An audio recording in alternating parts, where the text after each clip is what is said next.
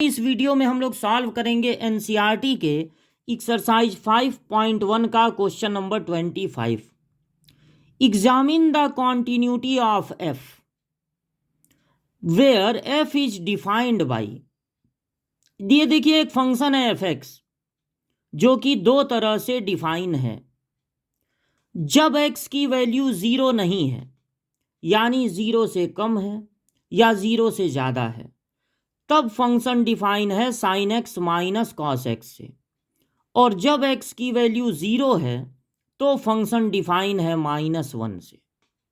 अब इसकी कॉन्टिन्यूटी पता लगानी है, मतलब जब इसका ग्राफ बनेगा, इस फंक्शन का ग्राफ बनेगा तो क्या लगातार बनता रहेगा कॉन्टिन्यूअस, या फिर कहीं ऐसा होगा कि पेन उठाना पड़ेगा, यानी एक्स की कोई ऐसी वैल्यू कि जब उसको रखा जाए तो नॉट डिफाइन आ जाए इसकी वैल्यू, वहां पर पेन उठाना पड़ेगा।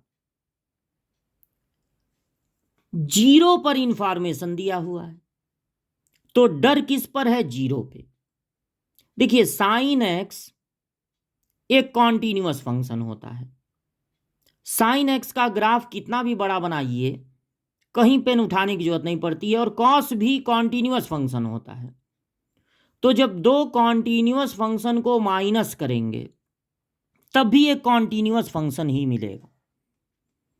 मतलब अगर फंक्शन सिर्फ sine x minus cos x होता तो कॉन्टिन्यूअस होता, कहीं पेन नहीं उठाना पड़ता। और ये -1 देखिए क्या है, ये -1 भी एक कॉन्टिन्यूअस, ये कांस्टेंट फंक्शन है। कांस्टेंट फंक्शन हमेशा कॉन्टिन्यूअस होता है, कहीं पेन उठाने की जरूरत नहीं पड़ती। लेकिन जीरो पर हमको डर है।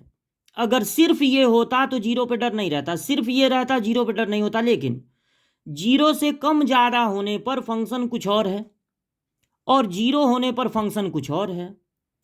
तो जीरो पर डर है, जीरो पर ये डिसकॉन्टिन्यूअस हो सकता है, और कहीं 90 डिग्री पे, 180 डिग्री पे, और कहीं इसके डिसकॉन्टिन्यूअस होने का कोई डर नहीं है। अगर ये जीरो पर कॉन्टिन्यूअस आया तो हमेशा कॉन्टिन्यूअस होगा। तो हम कॉन्टिन्यूटी चेक करेंगे x इक्वल टू जीरो पे, और जीरो पे कॉन्टिन्यूटी चेक करना है तो हमको तीन चीजें फाइंड करनी पड़ेंगी। इस फंक्शन की क्या वैल्यू है at x equal to zero. Left hand limit निकालना होगा x इक्वल टू जीरो पे, और राइट हैंड लिमिट निकालना पड़ेगा x इक्वल टू जीरो पे। अगर ये तीनों आपस में इक्वल आते हैं तो इसका मतलब कॉन्टिन्यूअस होगा, पेन नहीं उठाना पड़ेगा। और अगर इनमें से कोई भी एक दूसरों से अलग आता है तो यानी डिसकॉन्टिन्यूअस होगा, यानी तब जीरो पर पेन उठाना पड़ेगा। तो फंक्शन में रखना है जीरो, ना जीरो से कम ना जीरो से ज्यादा। लेफ्ट हैंड लिमिट अगर जीरो पे निकालना है तो फंक्शन में जीरो से थोड़ा कम रखना पड़ेगा, उस कमी को ऐसे डिनोट करेंगे। और अगर x इक्वल टू जीरो पर राइट हैंड लिमिट निकालना है तो जीरो से थोड़ा ज़्यादा रखेंगे और उस ज़्यादा को रिप्रेजेंट करेंगे h से। चूंकि ये लिमिट है इसलिए यहां पर लगेगा h टेंस टू जीरो। ये होता है जीरो पर कॉन्टिन्यूटी चेक करने का तरीका। तो जब हमको जीरो रखना है, मतलब जब x की वैल्यू जीरो है तब फंक्शन डिफाइन है -1 से। इसमें x है ही नहीं, अगर रहता तो x की जगह जीरो रखते तो फंक्शन की वैल्यू जीरो पर हो जाएगी -1, कहीं जीरो रखने की जरूरत नहीं पड़ेगी। अब जीरो से कम है तब ऊपर वाले में रखना पड़ेगा, क्योंकि जीरो से कम का मतलब जीरो नहीं है, जीरो से कम है।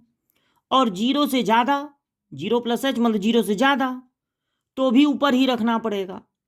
तो जीरो माइनस h का मतलब है -h, जीरो में से h माइनस हो -h, तो ऊपर वाले में रखना होगा -h। जहां जहां x है वहां वहां रखना होगा -h, और h टेंस टू है जीरो। देखिए जब किसी ट्रिग्नोमेट्री के साथ एंगल माइनस में होगा तो उसको फोर्थ क्वाड्रेंट में मानेंगे। फोर्थ क्वाड्रेंट में साइन होता है निगेटिव और कॉस होता है पॉजिटिव। फोर्थ क्वाड्रेंट में साइन होता है निगेटिव, कॉस होता है पॉजिटिव। तो साइन के साथ वाला माइनस बाहर आता है और कॉस के साथ वाला माइनस हट जाता है। ये बाहर नहीं आएगा, आता तो यहां माइनस माइनस हो जाता प्लस, और लिमिट h टेंस टू है 0।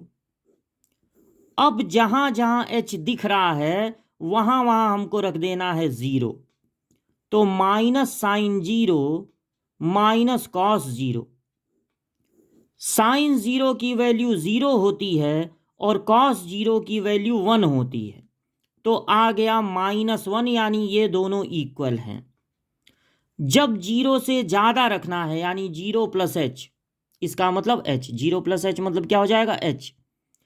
h भी ऊपर वाले में रखा जाएगा क्योंकि 0 + h का मतलब 0 नहीं है, 0 से ज़्यादा है।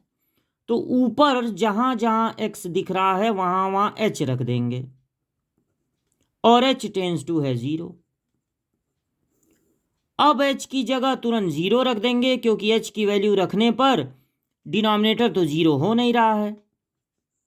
साइन 0 की वैल्यू 0 होती है और कॉस 0 की वैल्यू 1 होती है, यानी ये भी आ गया -1। ये तीनों आपस में इक्वल हैं। 0 पे डर था कि कहीं डिसकंटिन्यूअस ना हो जाए, और कहीं किसी एंगल पर डर नहीं है क्योंकि साइन माइनस कॉस कभी डिसकंटिन्यूअस नहीं होता, कांस्टेंट फंक्शन कभी डिसकंटिन्यूअस नहीं होता। चूंकि 0 के इधर उधर फंक्शन कुछ और है, 0 पे फंक्शन कुछ और है, तो 0 पे हो सकता था कि पेन उठाना पड़े, लेकिन वो भी नहीं करना पड़ेगा क्योंकि 0 पर भी आ गया है कॉन्टिन्यूअस। तीनों वैल्यू आ चुकी हैं सेम, यानी this function is continuous for every real number लिख सकते हैं। मतलब 0 पे कॉन्टिन्यूअस है, बाकी जगह कॉन्टिन्यूअस है ही। इसका मतलब ये जो फंक्शन है उसका ग्राफ आप बनाएंगे, कभी भी आपको पेन उठाने की ज़रूरत नहीं पड़ेगी, ग्राफ कहीं पर ब्रेक नहीं होगा।